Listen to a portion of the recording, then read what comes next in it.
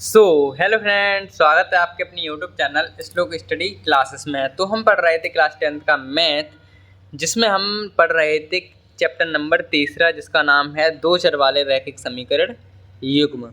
इस चैप्टर को हम पढ़ रहे थे और इस चैप्टर की जो प्रश्नावली है वो हम 3G को सॉल्व कर रहे थे और अपने पिछली क्लास में 1 से लेकर 4 तक के प्रश्नों को सॉल्व कर भी लिया था। ठीक है, यानी कि हमने 1 से लेकर 4 तक के प्रश्नों को जो है वो एकदम बढ़िया तरीके से सॉल्व किया था। और आज की क्लास में हम उसके आगे के प्रश्न यानी कि प्रश्न 5 से शुरू करेंगे। प्रश्नावली 3G का 5वां प्रश्न आज की क्लास से करेंगे और आगे तक के प्रश्नों को सॉल्व करेंगे। तो शुरू करते हैं अपनी क्लास को बिना किसी देरी के। तो हमारा 5वां प्रश्न है कि एक व्यक्ति कुछ मासिक वेतन पर नौकरी शुरू करता है। ठीक है, कोई व्यक्ति है कुछ महीने के सैलरी या महीने के इनकम पे या महीने के वेतन पर नौकरी शुरू कर रहा है और प्रत्येक वर्ष उसके वेतन में एक नियत वृद्धि होती है। मतलब कुछ जो उसके जॉब है उसमें कुछ नियत वृद्धि हो जाती है कुछ महीने, एक महीने प्रत्येक वर्ष उसके वेतन में, मतलब हर साल उसके वेतन में कुछ नियत वृद्धि यानी कुछ रुपए बढ़ जाते हैं, वो हर साल बढ़ते हैं।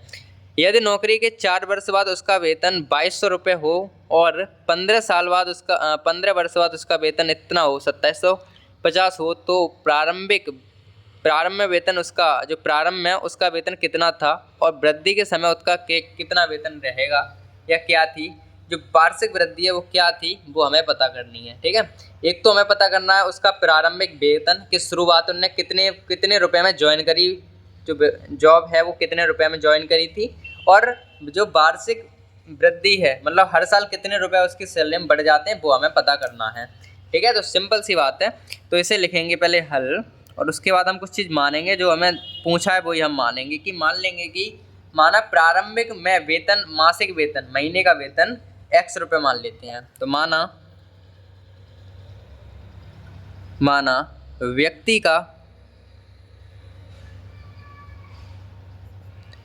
व्यक्ति का प्रारंभ में, जो शुरू में है ना, मतलब मासिक वेतन प्रारंभ में पूछा है ना, कि प्रारंभिक वेतन यानी कि प्रारंभ का मानेंगे, प्रारंभ में वेतन x रुपये था या x रुपये था बराबर x रुपये था मान लेते हैं। ठीक है, x रुपये था मान लिया भाई, मानने में क्या जा रहा है। ठीक है, चलो सर इतनी चीज़ मान ली। एक और चीज़ हमसे पूछी वार्षिक वृद्धि, तो वार्षिक वृद्धि हमें पूछी गई है, वार्षिक वृद्धि हमसे और पूछी गई, तो वार्षिक वृद्धि हम मान लेते हैं, इसको बाई मान लेते हैं। तो मान लेते हैं भाई, क्या मानने में क्या दिक्कत है। तो वार्षिक वृद्धि मान लेते हैं कि व्यक्ति की, या यहाँ से लिख देते हैं सीधी कि वार्षिक, ये यहाँ से लिखेंगे वेतन में वार्षिक नियत वृद्धि बराबर 22 रुपये है। ठीक है, ये चीज़ मान ली हमने। दो चीज़ मान ली कि एक तो उसकी सैलरी, प्रारंभिक वेतन x मान लिया और उसकी मान ली कि उसकी सैलरी में 22 रुपये हर साल बढ़ जाते हैं, ये मान लिया। ठीक है, हर साल उसके 22 रुपये बढ़ जाते हैं, ये चीज़ मान ली। ठीक है, अब प्रश्न के हिसाब से देखें, प्रश्न हमसे क्या कह रहा है वो देखिए कि भाई यदि नौकरी के 4 वर्ष बाद उसका वेतन इतना हो जाता है। ठीक है, तो प्रश्न के अनुसार एक चीज़ हमसे कही गई है, प्रश्नानुसार कि भाई 4 वर्ष बाद उसका वेतन इतना हो जाता है। तो हमारे मानने के हिसाब से क्या होगा वो देखिए कि भाई 4 वर्ष बाद उसका वेतन क्या होगा। पहले तो हम उसे ऊपर बढ़ा लेते हैं, तब आपको समझ में आएगा सही। यहाँ से, ठीक है, यहाँ से लिखेंगे 4 वर्ष बाद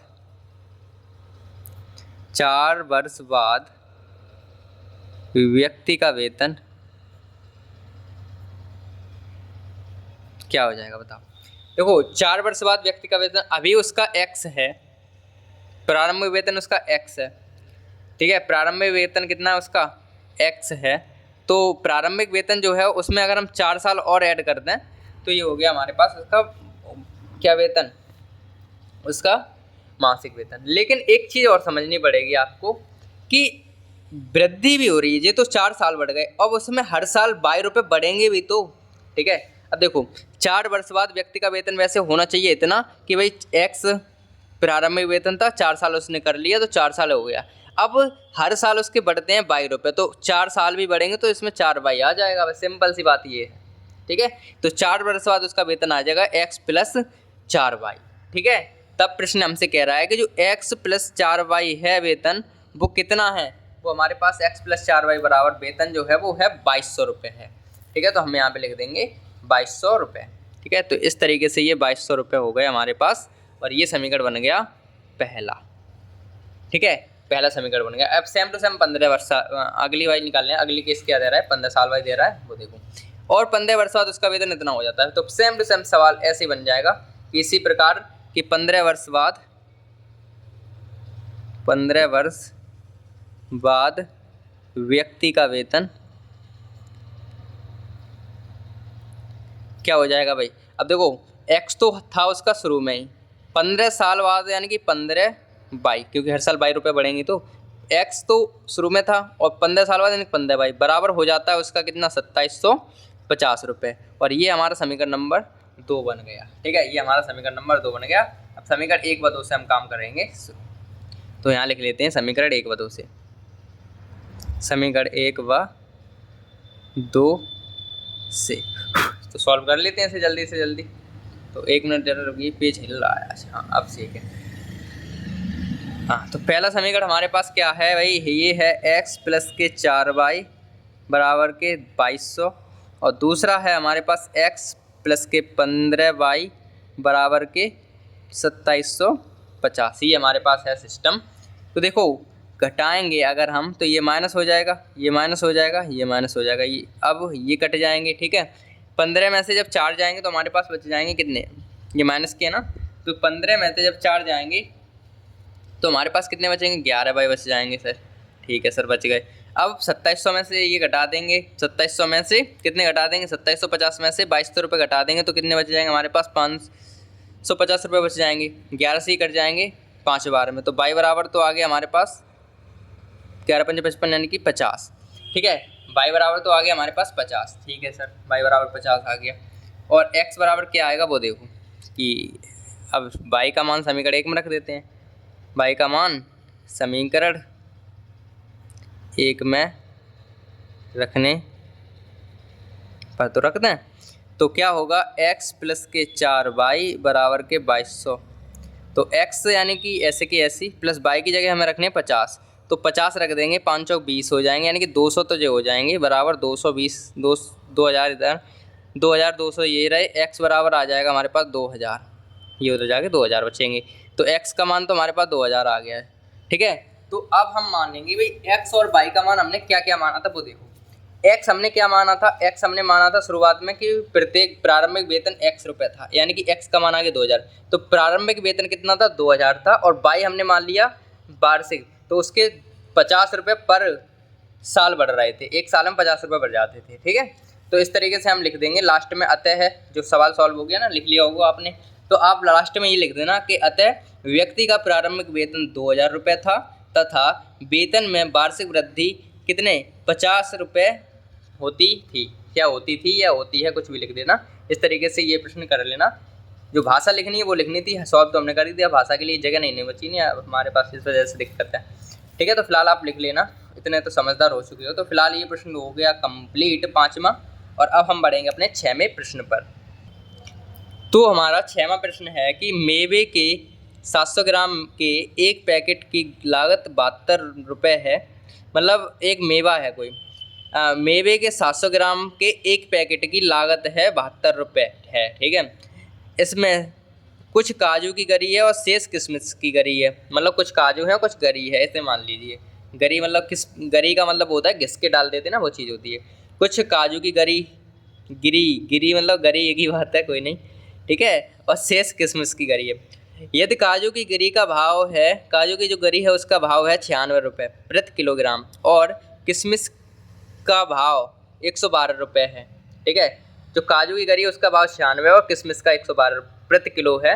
तो ज्ञात करो कि उस पैकेट में दोनों मेवों की तौल अलग अलग कितनी होगी, मतलब कितनी होगी किशमिश की भाव, मतलब किशमिश कितनी होगी उसमें एक पैकेट है उसमें किस्मत कितनी पड़ी होगी, और जो क्या है काजू हैं वो कितनी पड़ी होगी। काजू की गरी और किशमिश की गरी का हमसे वो पूछिए क्वांटिटी कितनी है। सिंपल सी बात ये है कि कितनी कितनी पड़ी है उस पैकेट में।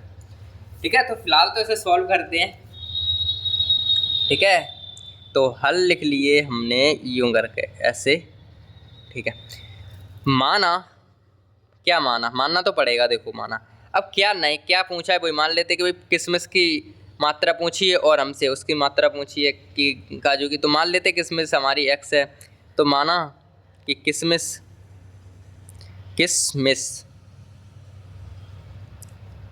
की मात्रा x है तथा काजू है ना, हाँ काजू की मात्रा y है। मतलब जो पैकेट है, पैकेट में किशमिश की मात्रा x है और तथा काजू की मात्रा y है, ये हमने मान लिया। यही तो हमसे पूछी थी, तो यही मान लिया हमने। आगे सॉल्व करते हैं। ठीक है, मान लिया। ठीक है, अब उसमें ये कह रहे हैं जो काजू और किशमिश हैं, ठीक है, दो ही चीज़ तो पड़ी है उसमें, एक काजू पड़ी है और एक किशमिश पड़ी है। दोनों चीज़ों का जो मिक्सर है, जो पैकेट है, उसकी 700 ग्राम है उसमें टोटल मेवे की कितने ग्राम है, इतने ग्राम है, 700 ग्राम। तो दोनों ही तो हैं पैकेट में, दोनों हैं, यानी कि किशमिश और काजू दोनों मिक्स होके बन रहे हैं 700 ग्राम। तो हम कह सकते हैं भाई पहले केस से कि प्रश्न में कि जो किशमिश है, यहाँ लिख दो शर्त वन से कि भाई जो किशमिश है x और जो y यानी कि काजू हैं उनकी जो क्वांटिटी है वो 700 ग्राम है पूरी, इन दोनों को, क्योंकि दोनों ही दो ही चीज़ तो पड़ी हैं, तो इन दोनों की मात्रा हमें दे रखी है 700 ग्राम। ठीक है, तो 700 से एक समीकरण बन गया हमारा। अब एक चीज़ और कही है प्रश्न में, क्या कही है कि यहाँ से पढ़िए, यहाँ से यदि काजू की गरी का भाव इतना है 96 रुपये प्रति किलो और किशमिश की गरी का भाव इतना है, तो पहले इतने से एक चीज़ बनाएंगे। ठीक है, अब इतने से अगर भाव बनाएं तो देखिए क्या होगा। यदि काजू की गरी, जो गिरी लिखेंगे क्योंकि हम गिरी दिया है, काजू की गिरी की कीमत कितनी है, 96 रुपये है, 96 रुपये प्रति किलो है, क्या है, प्रति किलोग्राम है, प्रति किलोग्राम है। तब ठीक है, इतने रुपए प्रति किलोग्राम है। तब ये बताओ कि अब ये हमने काजू की बात करी है ना, तो काजू हमने क्या माना है, बाई मात्रा है, हमने मानी तो बाई। अभी 1 किलो की कीमत है 96, तब बाई को कितनी हो जाएगी ये बताओ। जब 1 किलो की 96 है तो बाई की कितनी हो जाएगी भाई, 1 किलो की कितनी है 96, तो बाई की कितनी हो जाएगी ये बताओ पहले तो। ठीक है, तो ये पता करने के लिए एक चीज़ समझो पहले, क्योंकि हमारे पास जो मात्रा थी वो ग्राम में थी, किसमें थी, ग्राम में थी। ठीक है सर, ग्राम में थी, हमने मान लिया। और यहाँ पे हमें जो क्वांटिटी देगी वो प्रति किलो के हिसाब से दी है, तो इनको ग्राम में तो बदलना ही पड़ेगा पहले, तो 1000 का भाग कर देंगे लास्ट में जाके, मतलब अभी। तो तब 22, समझो यहाँ पे, तब 22 ग्राम काजू की गरी या गिरी की कीमत कितनी है, कितनी होगी यह बताओ। अब देखो 1 किलो की कीमत है 96 रुपये, ठीक है, 1 किलो की कीमत है 96 रुपये और हमें ख़रीदनी है 22 रुपये। कितनी खरीदनी है, 22 रुपये, यानी कि 22 खरीदनी है, मतलब 22 ग्राम खरीदनी है, सॉरी ग्राम। 96, 1 किलो के 96 हैं तो 22 के हो गए इतने, 22 ग्राम के कितने हो गए, 22 इंटू में आ गया। और बट्टे में ये किलो में दिया था, हमें ग्राम में बदलने के लिए हमें 1000 का भाग करना पड़ेगा। तो इससे एक चीज़ बनेगी हमारे पास, क्या वो समझो, इससे क्या बनेगी हमारे पास कि भाई जो 22 की आ गई वो आ गई कितनी, 96 22 अपॉन में 1000, इस तरीके से यू। ठीक है, 96 अपॉन में 1000, 22 तो है ही, हाँ ठीक है 22, और इतने रुपए की हमारे पास आएगी 22 ग्राम काजू। 22 ग्राम काजू हमारे इतने रुपए के आ जाएंगे। ठीक है सर, अब सेम टू सेम ऐसे ही निकाल लेंगे हम, काजू की निकल गई, अब ऐसे ही निकाल लेंगे हम जो क्या है उसमें अगली चीज़ है किशमिश की गरी और निकाल लेते हैं। तो यहाँ पे लिखेंगे कि तथा या इसी प्रकार x ग्राम किशमिश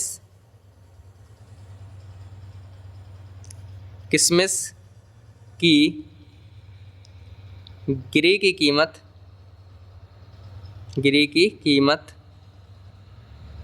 कितनी हो जाएगी बताओ। गिरी की कीमत कितनी हो जाएगी। अब उसकी प्रति किलो की ग्राम 112 रुपये पर किलो है, तो 112 रुपया तो है पर किलो, और हमें ख़रीदनी है x और ग्राम में ख़रीदनी है, इसलिए आ गए 1000। इस तरीके से ये हमारे पास आ गया यहाँ से 112x अपॉन में 1000, और ये हमारे पास आ गए इतनी हमारे पास आ गई क्या, इतने हमारे पास आ गई किशमिश। ठीक है, इतने रुपए हमारे किशमिश के आ गए। ठीक है सर, मान लिया, इतनी बात करूँ। अब प्रश्न में क्या कह रहे हैं वो समझो। अब हमसे जो प्रश्न में कह रहे हैं कि इतने रुपए, तो देखो समझो, 22 ग्राम के लिए इतनी, हमने इतने रुपए आ गए 22 ग्राम के लिए इतनी यानी कि इतने रुपए में हमने क्या खरीदी, इतने रुपए की पैकेट में, समझो यार ध्यान से समझो। देखो मतलब कोई पैकेट है, पैकेट ही तो खरीदी थी हमने, उसमें इतने रुपए के पड़े हैं क्या काजू, इतने रुपए के काजू पड़े हैं और इतने रुपए के पड़े हैं किशमिश। ये चीज़ समझो, ये इतने रुपए काजू और इतने रुपए किशमिश, यानी कि दोनों को मिलाकर। अब प्रश्न में हमसे क्या कह रहा है कि पैकेट की लागत है 72 रुपये। ठीक है, तो 72 रुपये, यानी कि अब ये बताओ उसमें दो चीज़ पड़ी है, किशमिश और काजू। तो किशमिश इतने रुपए के डाले हमने, ये इतने के डाले, इन दोनों को जोड़ेंगे तो इनको मतलब 72 रुपये होने चाहिए, मतलब 72 के बराबर होना चाहिए। तो यहाँ से एक समीकरण बन जाएगा और वो बनेगा अगले पेज पर। तो अगले पेज पर चलते हैं। तो यहाँ पे आ गया अगला पेज। तो यहाँ से हम क्या कर रहे हैं आगे, यहाँ से हम कर रहे हैं कि तब प्रश्न के अनुसार, प्रश्नानुसार जो किशमिश की वो रेट हैं, यानी कि जो हमारे पास काजू कितने 96 बाई अपॉन में 1000 आए थे ना। ठीक है, प्लस और दूसरी वाली जो किशमिश है वो आई थी 112x अपॉन में 112x अपॉन में क्या 1000, और बराबर ये रुपए जो हैं इन दोनों को जोड़ के ये हमारे पास टोटल रुपए आ रहे थे 72। और यहाँ से इसे सॉल्व करके एक समीकरण हमारा बन जाएगा। तो बना लेते हैं जल्दी जल्दी से इसको भी। तो देखिए क्या होगा, इसे सॉल्व कर लूँ।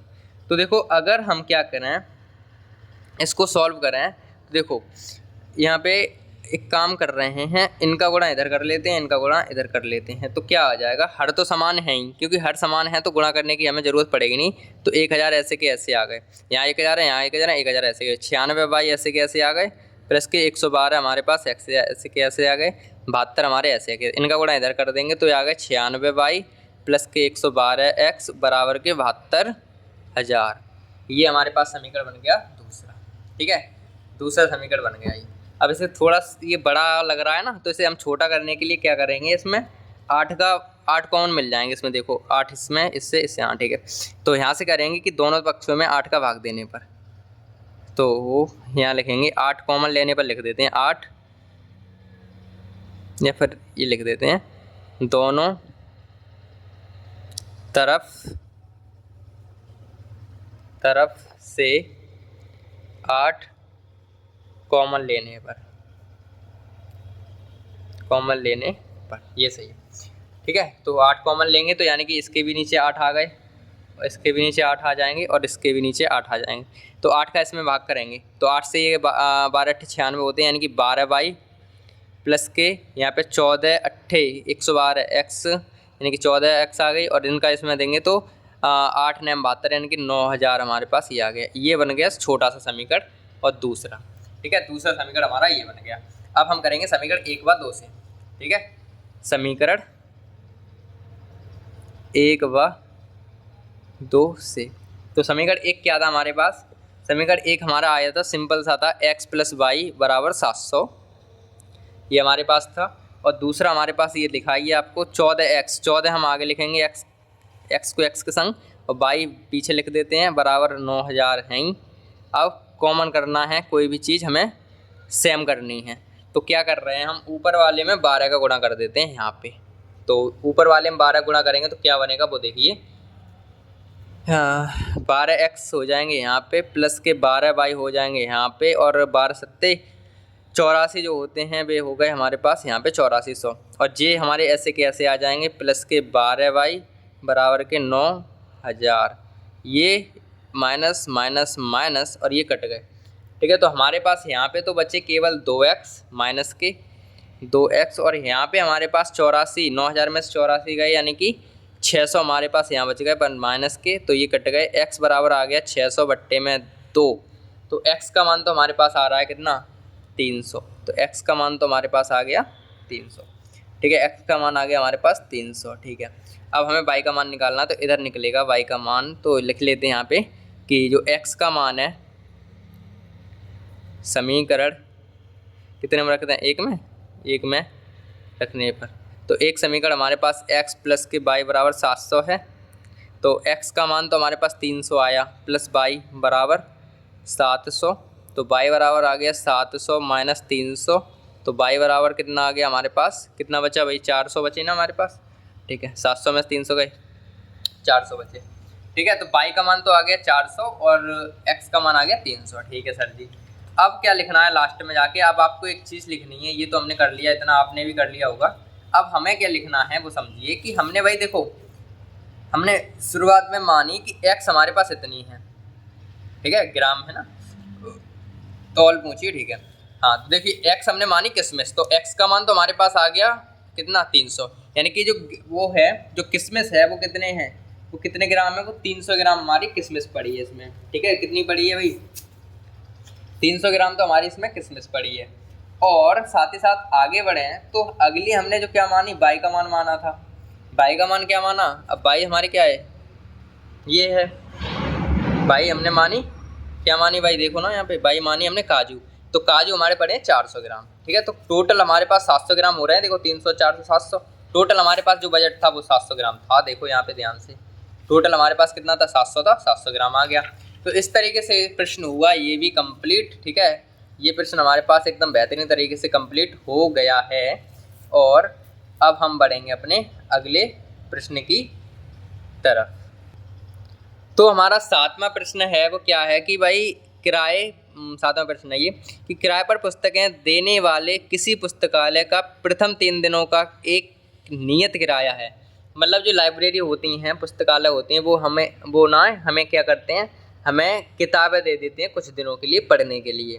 ठीक है, लेकिन पढ़ने के देने के बदले वो हमसे कुछ रुपए लेते हैं। वो देखिए कैसे, अगर जो तुमने मान के चलो 2 किताब ली, तो उनके जो किताबें हैं 3 दिनों का एक नियत किराया है। मतलब 3 दिन तक हमने कोई किताब ली तो उनका जो 3 दिन का किराया है वो नियत है।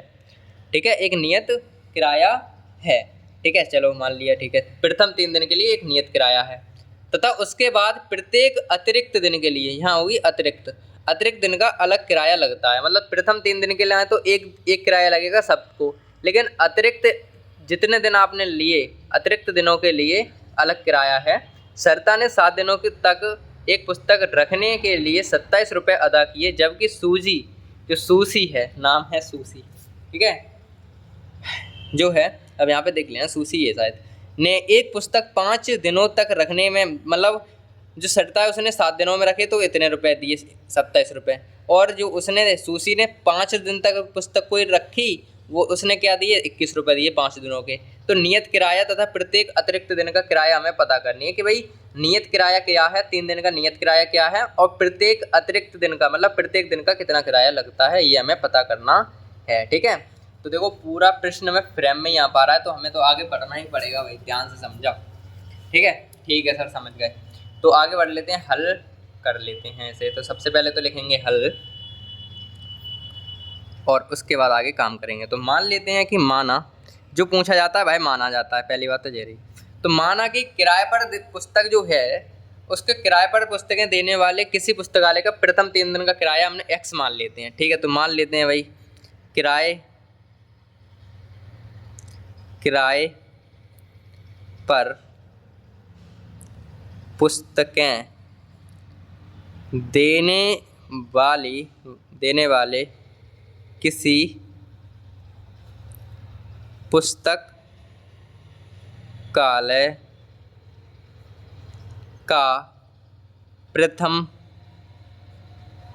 प्रथम 3 दिनों का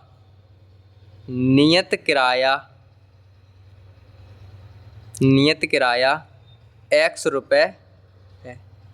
अब आपके मन में आ रही होगी सर ये कहाँ से लिख कैसे ले, तो इतनी बड़ी बड़ी भाषा है। तो यार हम कुछ नहीं करते, हम थोड़ी सी चीटिंग कर लेते हैं। पता है क्या चीटिंग? हम क्वेश्चन में से चुरा लेते हैं कुछ लाइनें। जैसे कि देखो ना, किराए पर पुस्तकें देने वाले, किराए पर पुस्तकें देने वाले किसी पुस्तकालय का है, वही लाइनें लिखी हैं। किसी पुस्तकालय, यहाँ से देखो आओ का प्रथम 3 दिनों का एक नियत किराया x रुपये है। हमने मान लिया x रुपये है, x रुपये है बस। ठीक है, ये चीज़ होती है, कुछ क्वेश्चन में से हम चुरा लेते हैं लाइनें। ठीक है, ये चीज़ें होती हैं। ये आप भी कर रहे हो भाई, कोई दिक्कत नहीं है इसमें, कोई आपसे कुछ नहीं कहेगा। आप जो हमारे एग्जामिनर है वो भी कुछ नहीं कहेंगे, क्योंकि हम अपने प्रश्न में से ही टीप रहे हैं भाई, किसी के बाप थे थोड़ी नहीं, हमारे प्रश्न में दिया है उससे तो टीप रहे हैं। टीप सकते हो, कोई दिक्कत नहीं है। अब ये चीज़ मान ली, तथा अतिरिक्त किराया जो है, तथा जो हमें अतिरिक्त किराया लगता है कि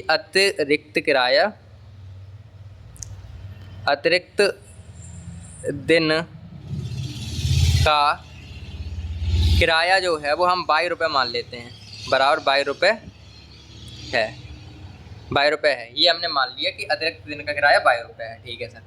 अब पहली चीज़ हमें क्या दी है प्रश्न में, पहले प्रश्न के अनुसार दिया है, फर्स्ट के समय दिया है कि जो वो है क्या है, लड़की है, यहाँ पे आ जाओ कि भाई लड़की क्या है, लड़की सरता है।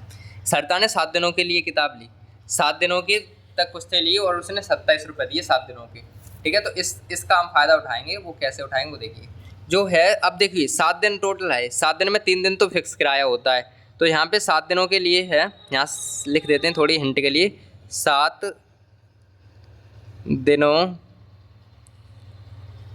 दिनों के लिए। अब सरता का नाम नहीं आया, कोई दिक्कत नहीं है, यहाँ से समझने की चीज़ है।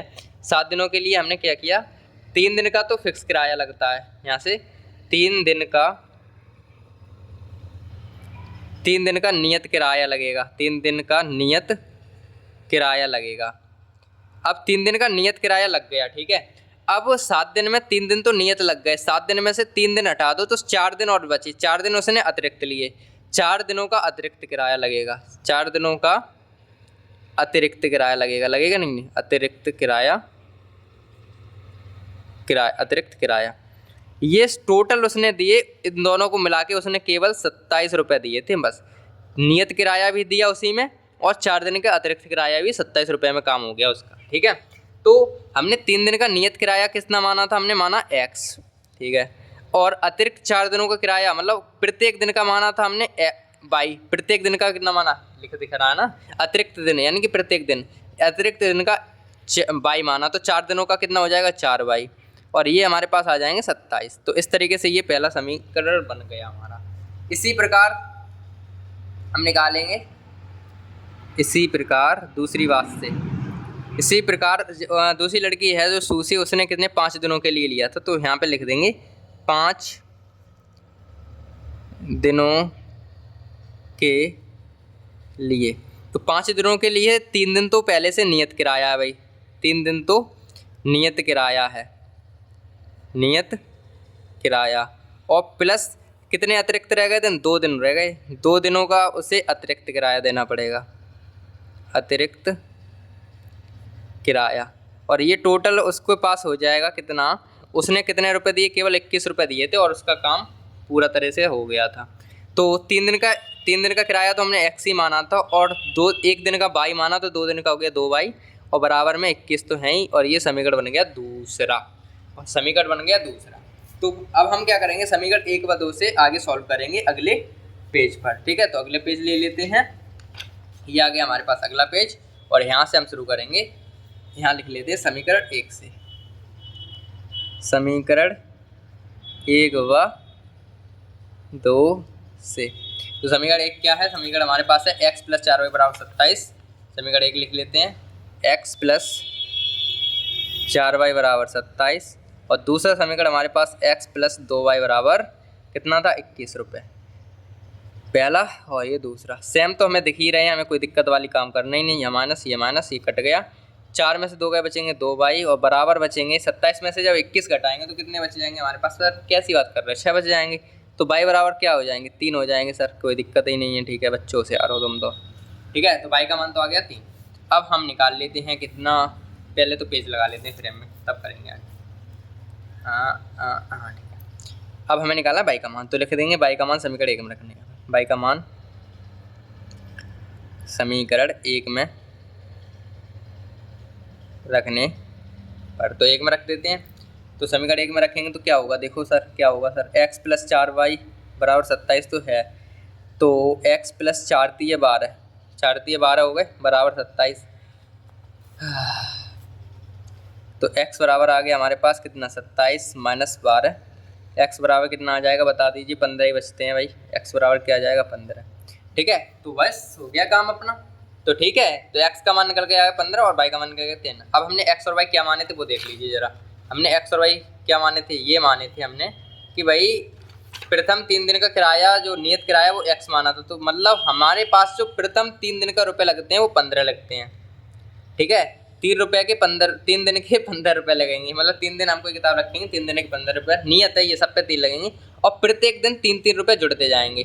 ठीक है, प्रत्येक दिन 3-3, यानी प्रत्येक दिन का किराया 3 दिन 3 रुपये है, प्रत्येक दिन का 1 दिन का 3 रुपये है, और अतिरिक्त नियत किराया हमारे पास 15 रुपये है, और अतिरिक्त किराया 1 दिन का 3 रुपये है।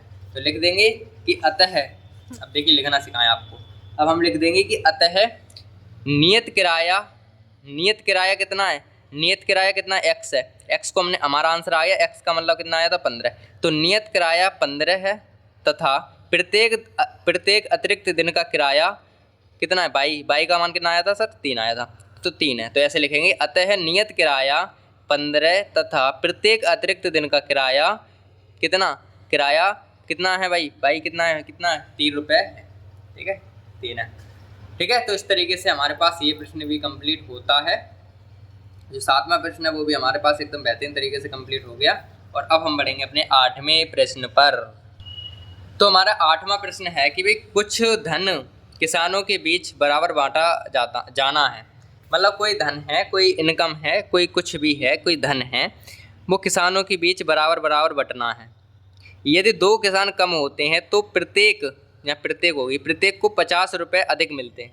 मतलब अगर 2 किसान कम हैं तो प्रत्येक को 50-50 रुपये मिल जाते हैं, तो सॉरी 50 रुपये अधिक मिल जाते हैं, 50-50 रुपये, ठीक है सर, मिल जाते हैं। यदि किसानों की संख्या 2 अधिक है तो प्रत्येक को 30 रुपये कम मिलते हैं, या मिलते होगी, मिलते की जगह ये गलत हो गया चलो कोई नहीं, टाइपिंग एरर है, यार ध्यान रखो करो। 30 रुपये कम मिलते हैं। अगर 2 कम हैं तो 50 रुपये अधिक मिल रहे हैं, और 2 अधिक हैं तो 30 रुपये कम मिल रहे हैं। कुल धनराशि और किसानों की संख्या हमसे पूछी है। ठीक है सर, करते हैं इसे सॉल्व। ठीक है सर, मान लो भाई क्या पूछा है, कुल धनराशि पूछी, किसानों की संख्या पूछी, इनको ही मान लेते हैं पहले, यही दिमाग खराब कर रहा है मेरा। तो माना, अरे सर हल लिखना तो भूल गए, अरे भूले नहीं है, बस आपके लिए नहीं लिखा है, आप तो लिख लोगे ना। ठीक है सर, माना क्या माना कि माना कुल धनराशि, माना, अरे सर पेन क्या कर रही है, ख़त्म तो ना हो भाई, नहीं है, अरे चल जा, सॉरी यार, चलना रही, हाँ अब चली। तो क्या है, कुल धन, माना कुल धन राशि x रुपये है, माना कुल धनराशि x रुपये है तथा, मान लिया कुल धनराशि x रुपये है तथा किसानों की संख्या भाई है, किसानों की संख्या बाई है। ये चीज़ हमने मान ली भाई, राइटिंग ख़राब कर दिया, पेन रुक गई तो चलो कोई नहीं यार, राइटिंग का क्या, समझ में तो आ ही रहा है, वैसे लिखना है। माना कुल धनराशि x है तथा किसानों की संख्या हमने बाई मान ली। ठीक है सर, मान ली। अब जो किसान हैं उनके बीच बराबर बांटा जाना है। यदि हम रुपये बराबर बांटें, ठीक है, यदि हम, यहाँ लिख दें ये लाइन, यदि धन को किसानों में बराबर बांटा जाए, बराबर बांटने पर बांटने पर प्रत्येक किसान को यदि धन को किसानों में बराबर बराबर बांटने पर प्रत्येक किसान को मिला धन बराबर कितना मिलेगा धन। यार ध्यान समझो यार, एक बात ध्यान से समझो कि रफ्तार की हमें ज़रूरत पड़ेगी थोड़ी। एक बात समझो, मान के चलते हैं थोड़ी देर के लिए यहाँ पे आ जाओ। मान लो कि हमारे पास किसान हैं 4 और रुपए हैं 8, हमें बांटना है बराबर बराबर। तो प्रत्येक किसान को कितने कितने रुपए मिलेंगे। 4 किसान हैं, रुपए 8 हैं, तो हमें दिख रहा है 2-2 रुपये मिलेंगे। लेकिन निकाला कैसे सर? तो हमने क्या किया, रुपए के नीचे किसान कर दिए। तो रुपए हमारे पास 8 हैं, किसान है 4, 4 दूनी 8, यानी कि 2-2 रुपये पड़ जाएंगे। तो सेम इसी काम का हम करेंगे यहाँ, यानी कि रुपए के नीचे किसान करेंगे। ठीक है, अगर हम बराबर बराबर बांटना चाहते हैं तो कितना धन मिलेगा। हमारे पास धनराशि है x और किसान हैं, अरे सर चल जा, किसान हैं या तो धनराशि तो x है और किसान हैं y, तो हमें इतने रुपए मिल जाएंगे x/y, बराबर बराबर रुपए मिलेंगे इतने, यानी कि इतने रुपए पड़ेंगे प्रत्येक किसान को x/y। ठीक है सर, मान लिया, ये बात भी मान लिया आपने। अब प्रश्न में क्या कह रहे हैं, प्रश्न में ये कह रहे हैं कि 2 किसान कम हैं तो प्रत्येक को 50 रुपये अधिक मिल रहे हैं। इसी बात का फायदा उठाएंगे पहले की। तो यहाँ लिखेंगे प्रश्न के अनुसार,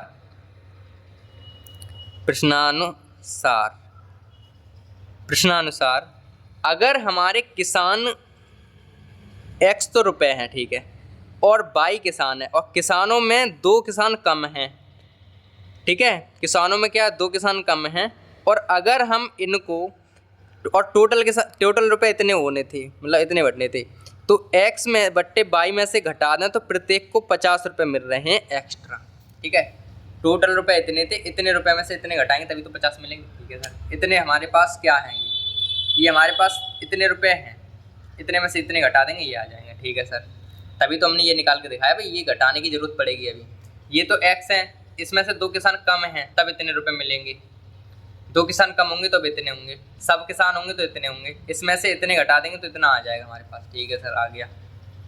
आगे इसे सॉल्व करें तो यहाँ पे हमारे पास क्या होगा, अगर हम इसको सॉल्व करना चाहें तो हमारे पास क्या होगा वो समझें।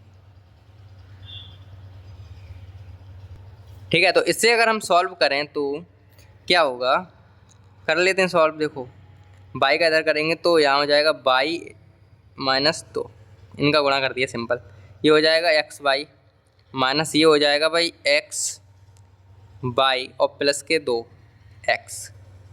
ठीक है, देखो y का x में किया, xy आ गया, माइनस प्लस माइनस आ गया, माइनस माइनस प्लस आ गया और 2x आ गया, बराबर 50 हैं। ठीक है, अब इनको हम इधर ले आएंगे तो यहाँ पे आ जाएगा xy माइनस xy प्लस के 2x बराबर 50y तो हैं, 50 के संग y आ जाएगी, 50y और कोष्टक में क्या y माइनस 2। ठीक है सर, आ गया। इसे सॉल्व कर लो जल्दी जल्दी आप, सर करा दो आप भी, हमसे नहीं होगा। तो इसे कट गया ये, तो ये हमारे पास आ गया 2x बराबर 50 का अंदर गुणा करेंगे तो 50y² माइनस 50 दूनी 100y, ये बना हमारे पास। ठीक है, ये बन गया। तो हम क्या करेंगे, स्क्वायर वाली y तो इधर ही रहने देंगे, इनको इधर ले आएंगे तो ये आ जाएंगे हमारे पास 2x माइनस प्लस के हो जाएंगे 100y बराबर आ जाएंगे y स्क्वायर, 50y²। ये समीकरण हमारा बन गया पहला। ठीक है, पहला बन गया समीकरण इस तरीके से, इस प्रश्न के अनुसार ये हमारा पहला समीकरण बन गया। ठीक है, समझ में तो आई भाई। देखो y का इधर गुणा किया, y ये आ गए, इनका xy, इनका इधर कर दिया, ये आ गया, इनका इधर कर देंगे तो ये आ जाएगा। सिंपल सी बात है यार, ये तो कैलकुलेशन सिखा चुके हैं, बहुत प्रश्न कर चुके हैं इसमें कि। ठीक है, ये मत पूछो अब। ठीक है सर, मान लिया आपकी बात। अब हम क्या करेंगे, अगले समीकरण बनाएंगे अगले पेज पर, क्योंकि ये पेज तो भाई भर गया, देखो आप दिख रहा है ना। ठीक है, अब प्रश्न में दूसरी चीज़ हमसे कही थी कि अधिक मिलने वाली काम कर लिया। अब 2 किसान अगर कम हैं तब तो काम कर लिया हमने 50 में, अब अधिक है तब क्या होगा वो देखिए। तो हम इस पे कर लेते हैं ये काम। ठीक है, तो 1 मिनट रुकिए, हम पेज लगा लें। ठीक है, लग गया पेज, और ये फ्रेम में सेट कर लें। सर हो गया सेट। अब करो। अब हम इसी प्रकार अगर हमारे पास किसान अधिक हैं, x/y रुपए हैं और किसान अधिक हैं, तो हम अब की बार पीछे रखेंगे किसानों को, अधिक वालों, क्योंकि अधिक है ना इसमें। अब अधिक हैं तो फिर नीचे दिक्कत हो जाएगी। तो यहाँ पे क्या हो जाएगा, y + 2, तो बराबर तो हमारे पास मिल रहे थे कितने रुपए, 30 रुपये कम मिल रहे थे, इस तरीके से।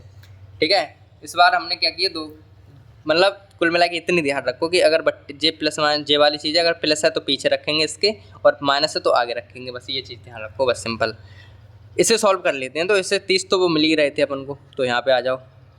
तो यहाँ आ जाएगा बाई, अब की बार सीधा गुणा कर लेते हैं, बाई का बाई में स्क्वायर हो गया प्लस, और यहाँ पे हो गया 2y, यहाँ कर लेते हैं। तो यहाँ x/y आ गया, माइनस प्लस का 2x आ गया, माइनस का बाई x आ गया, 2x आ गया, ठीक है, माइनस का x/y ये आ गया, और बराबर आ गया 30। इनका गुणा हमने इधर कर दिया, तो यहाँ आ गया x/y प्लस के 2x माइनस के x/y बराबर, इनका इधर करेंगे 30y² प्लस के 3 दूनी 6, यानी कि 60y यहाँ पे आ गया। x/y से x/y कट गया, तो यहाँ बचे 2x माइनस 60y बराबर, ये इधर आ गए, ठीक है, बराबर 30y² हमारे पास बचा, और ये समीकरण बन गया दूसरा। ठीक है, समीकरण बन गया दूसरा। अब हम समीकरण 1 व 2 से करेंगे काम। ठीक है सर, कर लो। समीकरण 1 व 2 से, समीकरण 1 व 2 से, समीकरण 1 व 2 से करेंगे। तो समीकरण 1 क्या था, हम चेक कर लो पीछे। तो समीकरण 1 हमारे पास क्या था, ये दिख रहा होगा, 2x + 100y बराबर 50।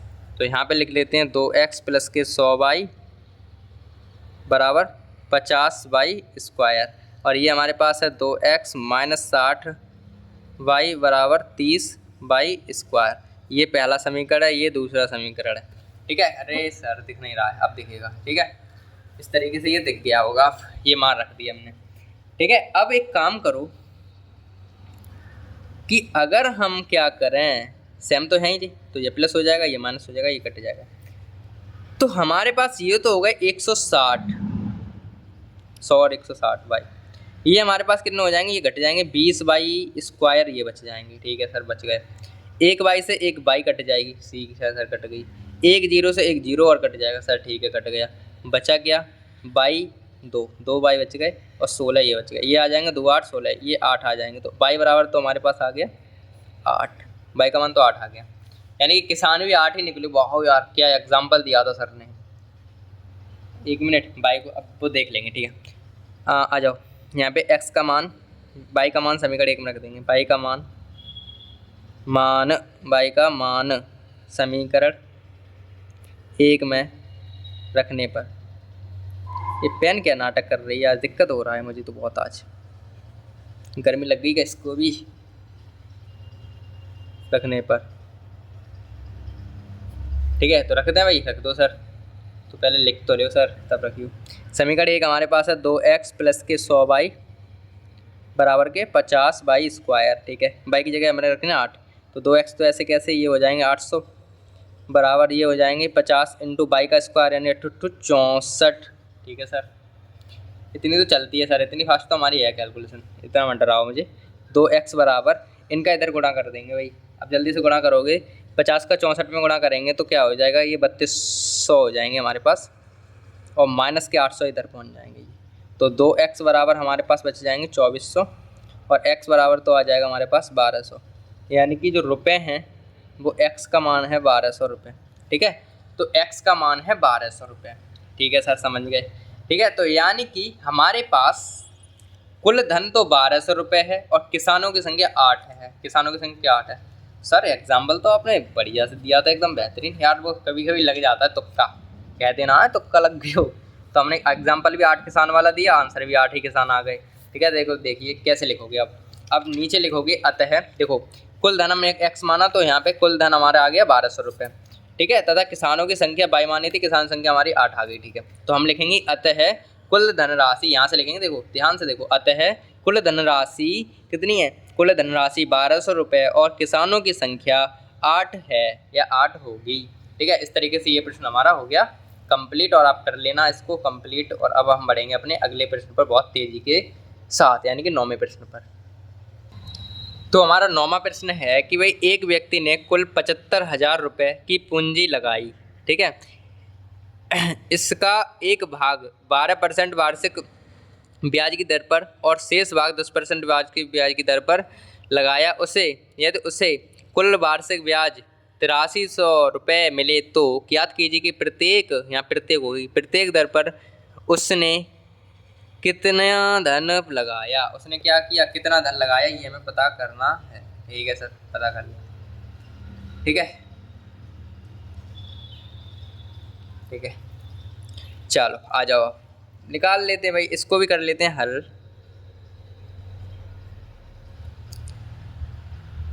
माना, क्या माना कि मान लेते हैं कि 12% वार्षिक दर पे है, जो 12%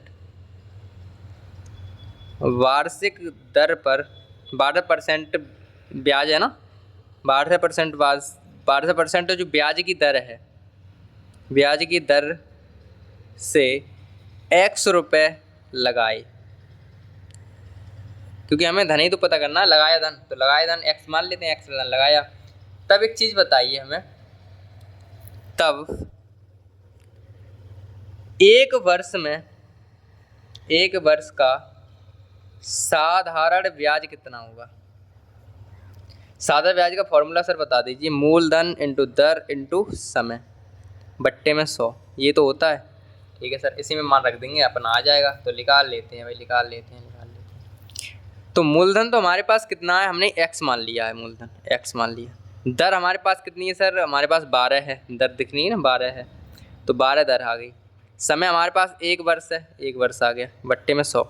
इसको अगर हम सॉल्व करेंगे तो 12 दूनी 24, सॉरी 12 एकन 12, ठीक है, तो 12 बट्टे 100 आ जाएगा, 12x बट्टे में 100।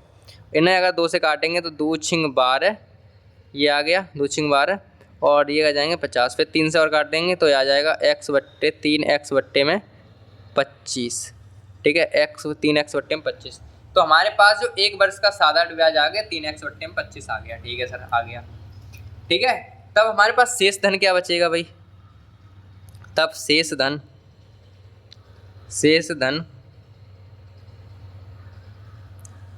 हमारे पास, शेष धन राशि हमारे पास क्या बच जाएगी कि भाई 75,000 तो हमारे पास कुल व्यक्ति के पास थे ही, 75,000 तो थे ही, उसमें से इतने रुपए उसने लगा दिए, तो शेष बचा, वो बच गया, कितना बच गया कि हम 75,000 तो हमारे पास टोटल थे, उसमें से हमने x लगा दिए, तो ये हमारे पास धन रुपये बच गए, ये हमारे पास रुपये बच गए, इतने से शेष धन बच गया। ठीक है सर, अब उसने शेष धन जो लगाए वो लगाए अब की बार 10% पे। ठीक है, तो ये वाले जो लगाए अब की बार उसने लगाए इतने रुपए, ये जो बचे 75,000 रुपये जो बचे, उसने ये लगाए 10% के रुपए पे, 10% की दर, यहाँ दर लिखना है, दर से लगाए। तब साधारण ब्याज क्या होगा भाई, साधारण ब्याज क्या होगा, मूलधन दर इंटू समय। मूलधन हमारे पास ये है 75,000 माइनस x, 1 साल के लिए जी। ठीक है, ठीक है, तो और मूलधन ये आ गया, दर 10% है, और समय हमारे पास 1 है, तो 1 लिखो या ना लिखो कोई दिक्कत नहीं, क्योंकि गुणा में तो कुछ है नहीं, बट्टे में 100, ये कट गया 10 से, ये 10 बार, तो हमारे पास आ गया, इसका मान आ गया 75,030 माइनस x बट्टे में 10, ये हमारे पास आ गया इसका साधारण ब्याज। जब उसने 10% से लगाए तब की बात है। ठीक है, जब उसने 12 से लगाए तब ये आ गया, और जब उसने 10% से शेष राशि लगाई तब उसकी ये आ गई। ठीक है, अब वो ये कह रहे हैं इन दोनों को जो मिलाया उसने, इन दोनों को जो मिलाया गया तो उसका जो रुपये टोटल उसे मिले, टोटल उसे वार्षिक ब्याज मिल गई 8300 रुपये, 8300 रुपये उसे वार्षिक मिली। तो इससे हम आगे कंटिन्यू करेंगे अगले पेज पे, तो अगला पेज लगा लेते हैं। ठीक है, अब हम दूसरे पेज पर कर लेते हैं, वो क्या करेंगे वो समझो। हमसे कहा गया है जब हमने 12% पे निकाली साधारण ब्याज तब तो आया 3x/25, जब हमने शेष राशि को 10% की दर से लगाया तो इतना आ गया। ठीक है, अब उसमें कह रहे हैं कि इन दोनों को अगर हम दोनों जोड़ रहे हैं टोटल, तभी तो मिलेगा भाई, इतने और इतने को जोड़ के क्या उसे मिले कुल कितने रुपए, 8300 रुपये मिले। कितने मिले, 8300 रुपये। तो इसको आगे कर लेते हैं इसे सर। तो क्या करेंगे हम, प्रश्न के अनुसार लगा लेते हैं पे। ठीक है, अब हम करेंगे प्रश्न के अनुसार, प्रश्नानुसार जो हमारे पास जो रुपए थे कितने, सबसे पहले हमारे पास थे 3x अपॉन में, दिख रहा है ना, 1 मिनट अब दिखेगा आपको, हाँ 3x अपॉन में कितने थे, 25 थे। और दूसरा हमारे पास कितनी थी, जब हमने 10% पे लगाई थी ब्याज तब हमारे पास आए थे 75,000 माइनस x अपॉन में 10 बराबर हमारे पास टोटल रुपए मिले थे 8300। ये चीज़ हमारे पास आई, इसको हम सॉल्व करेंगे, सिंपल सी बात ये है। तो इसे सॉल्व कर लेते हैं। तो ये आ जाएगा भाई 250, इनका 10 में गुणा करेंगे 30x, इधर गुणा करेंगे तो 25 अभी गुणा में रहने देते हैं और ये 75,000 ऐसे के ऐसे लिख देते हैं, माइनस x बाद में कर लेंगे ना, बराबर आ जाएंगे 8300। ठीक है, अब इनका गुणा हम इधर कर देते हैं। तो ये आ जाएंगे भाई कितने, ये आ जाएंगे हमारे पास 3x तो हैं, यहाँ पे 30x है ना, 30x, एक तो पेन ये लगती गई अभी, 30x प्लस के 25 7530 माइनस x बराबर 8300 और 250। ये थी सिस्टम, ये तो बनेगा भाई, ये तो ऐसे कैसे इनका गुणा इधर हो जाएगा, तो गुणा कर लेते हैं अब, क्योंकि कट कटा तो रह ही नहीं। तो ये 30x इधर जी हट जाएंगे, 30x यहाँ से हैं। ठीक है, अब देखिए ये 30x तो ऐसे के ऐसे आ गए, प्लस 25 का गुणा इसमें करेंगे 75,000 में, तो हमारे पास आएंगे भाई 75,000 ये आएंगे, और 25 एकन 25 हमारे पास ये आएंगे, और इनका जब गुणा करेंगे तो हमारे पास आ जाएंगे 20,7530। कैलकुलेटर से हमने गुणा कर लिया ये। ठीक है, चलो अब आप मत कर टीचरों का यही फ़ायदा होता है भाई। चलो फिलहाल इतने कठिन सवाल आते नहीं है एग्जाम में, कोई टेंशन नहीं है। 30x में से 25x तो घट जाएंगे यहीं, और ये वाले इधर चले जाएंगे, 18 ये दिख रहे हैं इधर, तो 20,7530 माइनस ये आ जाएंगे हमारे पास 30, तो ये आ जाएंगे 5x बराबर, इनमें से ये घटाएंगे तो हमारे पास आएंगे 2 लाख, 2 लाख आ जाएंगे। ठीक है सर, घट गया। ठीक है, अब 5 चौक तो 20 होते हैं, तो x बराबर तो हमारे पास बचा 40,000। ठीक है, x का मान आ गया हमारे पास 40,000। ठीक है सर, 40,000 आ गया। अब हमारे पास शेष धन कितना आया, x तो हमने मान लिया, x तो हमने क्या माना था, x हमने क्या माना था, 12% ब्याज की दर पर लगाए गए रुपए, इतने रुपए हमने लगाए थे, ये रुपए आ गए हमारे शेष रुपए, यही तो रुपए शेष आए। ठीक है सर, ये तो आए थे हमारे शेष। ठीक है सर, आ गए। अब हमने क्या किया, शेष रुपए हमारे बचे 75,000 माइनस x, तो शेष धनराशि निकाल लेते हैं। अब शेष धनराशि निकालने के लिए क्या करेंगे, यहाँ शेष धनराशि कितनी है, 75,000 माइनस x, ये तो थी शायद, हाँ 75,000 माइनस x, तो ये आ जाएगी 75,000 माइनस 40,000, तो ये बच जाएंगे हमारे पास कितने भाई, तुम्हें तो पता ही है कितने बचेंगे, ये 35,000 बच जाएंगे समथिंग, 35,000। ये हमारे आ गए शेष धन, मतलब शेष रुपए हमारे पास ये आ गए। तो हमसे पूछा था वार्षिक 12% और इसके विभिन्न मिले प्रत्येक दर पर कितने कितने रुपए मिले, ये तो पूछा। तो प्रत्येक दर पर कितने कितने रुपए मिले, तो इतने इतने रुपए मिले। तो देखो भाई लिख लेते हैं भाई, अतः जो 12% ब्याज की दर है, 12% दर पर तो उसे मिले कितने, 40,000 रुपये, तथा 10% की दर पर कितने मिले उसे, 35,000 रुपये। 10% दर पर 35,000 रुपये मिले। बस इतनी चीज़ हमसे पूछी थी और ये सवाल हो गया कंप्लीट। ठीक है, अब देखो आपको अंदर की बात बताएं, इस प्रकार के प्रश्न आए पेपर में आते ही नहीं है। पहली बात ये तो हमको मनोहर रे में ये दे दिए, इस वजह से हम सॉल्व करा रहे हैं, और हम मनोहर रे सॉल्यूशन ही करा रहे हैं तो कराना पड़ेगा। फिलहाल आप इन प्रश्नों को लेकर टेंशन ना लीजिए, क्योंकि ये प्रश्न पेपर में आते ही नहीं हैं। ऐसे प्रश्न तो बहुत ही कम आते हैं, और आते ही ना के बराबर आते हैं, ऐसे मान के चलो। तो इस तरीके से आपको अपने फेयर के लिए करा रहे हैं। फेयर तो आपको करनी है भाई, देखो पढ़ना तो है ही, फेयर तो पूरी करनी है ना। तो फेयर में 9वां प्रश्न भी अपना हो गया कंप्लीट, तो इस तरीके से आप कर लेना। और अब हम बढ़ेंगे अपने 10वें प्रश्न पर। तो हमारा 10वां प्रश्न है, और आज की क्लास में बस 10वीं तक प्रश्न करेंगे। आराम से देखिए भाई, अब 6 प्रश्न और रह जाएंगे तो अगली क्लास में कर लेंगे। ठीक है, तो फिलहाल 10वें प्रश्न कर लेते हैं ध्यान से। ठीक है, थक जाता, गर्मी बहुत पड़ रही है एक तो 10वां प्रश्न क्या है वो देखो। एक व्यापारी ने बैंक से 5,000 रुपये में से कुछ रुपए 12% ब्याज की दर से और शेष रुपए 15% ब्याज की दर से साधारण ब्याज पर उधार लिए। 2 वर्ष पश्चात उसे इतने रुपए मिले तो देने पड़ेंगे, बैंक को देने पड़े, इतने रुपए देने पड़े उसे। तो ज्ञात कीजिए कि प्रत्येक दर पर कितना कितना, मतलब सेम प्रश्न है पिछले प्रश्न की तरह। तो सेम मान लेते हैं, सेम तरह मानेंगे कि भाई मान लिया x बराबर हल,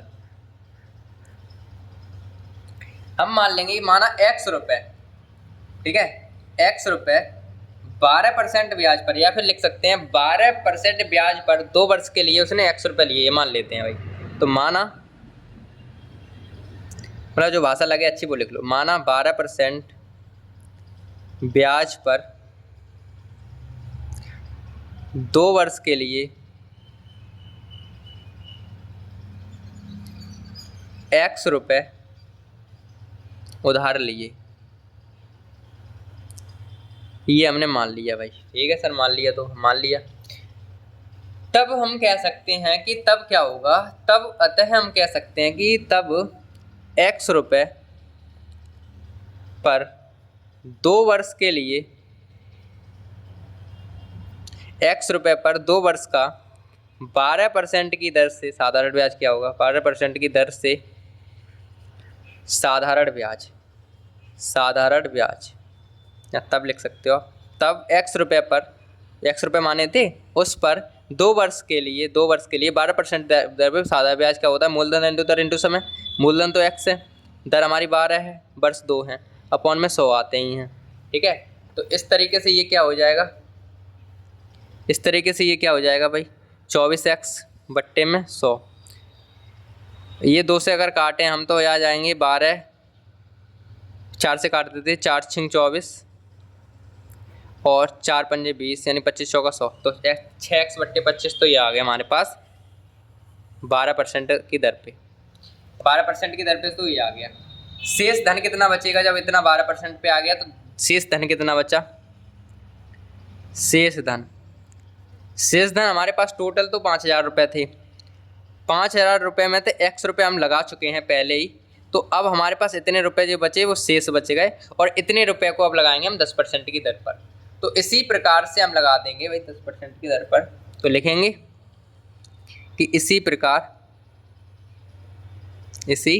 प्रकार रुपये 5,000 माइनस x पर 15% की दर से 2 वर्ष के लिए गई पेन, ये तो पेन चेंज ही कर लो, 2 वर्ष के लिए साधारण ब्याज क्या होगा भाई, मूलधन दर इंटू समय। मूलधन तो हमारे पास है 5,000 माइनस x इंटू दर हमारे पास 15% है, समय 2 वर्ष है, और ये हमारे पास आ गया 100, और ये कोष्टक में है। ठीक है, चलो सर मान लिया। 15 दूनी 30x तो वे हो गए, मतलब 30 तो वे हो गए, 30 ही हो गए। ठीक है, देखो ये काट दें, क्या काट दे रहे हैं, चलो तो देखो ये तो 2 से कटेंगे 50 बार में, ये 5 से कटेंगे 5 3 15 और 5 ढाई 10, 5 ढाई 50, तो ये हमारे पास आ गए 5 15,000 माइनस 3x और अपॉन में आ गए 10, ये बना हमारे पास सिस्टम। ठीक है, तो 15% पे ये आ गया, 15% पे पूछा था ना, हाँ ठीक है, 15% पे ये आ गया, 12% पे ये आ गया। ठीक है, 12% पे हमारा पास क्या आ गया, ये रुपए आ गए, 15% पे ये आ गए। अब उसे टोटल कितने रुपए देने पड़ेंगे, टोटल उन्हें कितने रुपए देने पड़ेंगे वो समझिए आप। ठीक है, तो वो आगे कर लेते हैं अगले पेज पर, तो अगला पेज हम लगा लेते हैं। अब प्रश्न के अनुसार एक चीज़ हमें दी है, प्रश्न के अनुसार यहाँ लिखेंगे प्रश्नानुसार कि भाई जो ब्याज है, ब्याज क्या निकलेगा, ब्याज टोटल जो जितने रुपए हैं, एक मिनट इधर आओ, यहाँ समझो भाई, टोटल रुपए हमारे पास क्या हैं, टोटल रुपए हमारे पास इतने रुपए हैं, इतने रुपए हमने क्या किया, बैंक को दिए 2 साल बाद, तो हम इनमें से ये घटाएंगे तभी तो हमारा ब्याज निकलेगा। ठीक है सर, निकलेगा, क्योंकि हमने इतने रुपए लिए, इतने रुपए दिए, कितने एक्स्ट्रा दिए, ब्याज वही तो एक्स्ट्रा क्या होता है, इतने में से इतने घटाएंगे तो ब्याज निकल आएगा। तो ब्याज हमारे पास क्या आ जाएगा, ब्याज हमारे पास आ जाएगा भाई 6320 रुपये तो हमने दिए थे और 5,000 रुपये लिए, तो हमारे पास कुल कितना ब्याज आ गया भाई, 1320 रुपये तो हमारे ब्याज आ गए। लेकिन हम क्या कह रहे हैं समीकरण के हिसाब से, समीकरण के हिसाब से क्या आ गया, समीकरण के हिसाब से देखें तो ये हमारे पास आ गया जब 12% रुपये दिए और ये हमारे पास आ गया जब 15% रुपये दिए। तो इन दोनों को अगर हम जोड़ देंगे तो हमारे पास आना चाहिए कितना, 6320 रुपये। तो समीकरण यहाँ से बनेगा। अब तो हम लिख लेंगे यहाँ पे कि लिखेंगे जो कितने हैं पहले 6x + 25, 6x/25, 6x/25 प्लस इनको हम जोड़ लेंगे किससे, इनसे 15,000 - 3x। तो यहाँ लिख लेते हैं 15,000 - 3x और अपॉन में कितने हैं 10 हैं, ये बराबर आएंगे 1320 रुपये के, क्योंकि ये तो ब्याज आएगा। ठीक है सर, ब्याज आ गया। अब क्या आएगा वो समझो। अब हम इनको सॉल्व कर लेंगे, पेज लगाओ यहाँ पे और इसे सॉल्व कर लो जल्दी जल्दी से, क्योंकि अब गर्मी लग रही है बहुत। ठीक है सर, कर लो जल्दी जल्दी, अब कर ही रहे हो तो फिर करो, फिर हमसे क्या पूछ रहे हो। तो यहाँ गुणा होगा भाई, यहाँ जो आ जाएंगे 250। ठीक है सर, इनका गुणा इधर में कर देंगे तो ये आ जाएंगे 60x प्लस। ठीक है, ये हो गया। ठीक है सर, ठीक है 60x। अब जब हम 25 का गुणा इधर करेंगे तो ये हमारे पास आ जाएंगे इतने। ठीक है, ये हमारे पास आ गए 37। आप ये आ जाएंगे जो भी हैं 37 5000 आ जाएंगे। ठीक है, अब हमारे पास क्या है, एक 3 और है, ये प्लस इनका इधर भी होगा तो माइनस 25 3 75, तो हमारे पास ये x आ जाएंगे। ठीक है, बराबर। और इनका गुणा इधर करेंगे नहीं, अभी हम बाद में कर लेंगे इधर अगली लाइन में, मतलब। तो ये हमारे पास बचेंगे कुल मिला के 75, यानी कि माइनस की 5x तो यहाँ बच गए। 60x में 75x आएगी तो 15x बच जाएंगे ना। हाँ ठीक है, 15x हमारे पास यहाँ बच गए। ठीक है सर, माइनस के 15x प्लस के 37 5000 तो हमारे पास यहीं हैं, बराबर 1320 तो हमारे पास ये हैं और ये 250 ये हैं। ठीक है सर, हो गए। अब हम क्या करेंगे, -15x बराबर, और ये गुणा में जाएंगे भाई, ध्यान से ध्यान। अरे यार दिमाग गर्मी पकड़ गया भाई। अब तो लास्ट प्रश्न है ये, इनका इसमें करेंगे तो ये गुणाई में तो जाएंगे, 15 का इसमें गुणा हो जाएगा, गुणा हो गया। ठीक है, अब इनका गुणा कर लो पहले जल्दी से। तो 1320 और 250 का जब हम गुणा करेंगे तो हमारे पास आएंगे भाई, पता है कितने हमारे पास आएंगे, 33 पे 5 नहीं 4 0, 33 पे 4 0 और माइनस आएंगे, इधर पहुंच जाएंगे ये। ठीक है, ये हमारे पास इधर आ गए। ठीक है सर, जब हम घटाएंगे तो 15x में से क्या बचेंगे, माइनस के 45,000, माइनस के 45,000 ये कट जाएंगे भाई इससे, और 15 3 45, 15 3 45, तो 3 तो यहाँ पे 3000 रुपये आ गए हमारे x का मान। x का मान आ गया 3 रुपये। ठीक है, तो हमसे x का मान तो 3 रुपये आ गया। ठीक है सर, आ गया। अब हमारे पास शेष धनराशि कितनी आएगी भाई, ये बताओ। 15% पे शेष धनराशि कितनी आ गई, तो शेष धनराशि क्या आ जाएगी, लिख लेते हैं ये लाइन कि 15% वार्षिक दर पे वार्षिक ब्याज की दर पर जो धन है वो कितना था हमारे पास, कितना था 5000 माइनस x, तो 5000 तो हमारे पास ये आ गए, माइनस x आ गई 3000, हमारे पास 2000 रुपये ये बचेगा।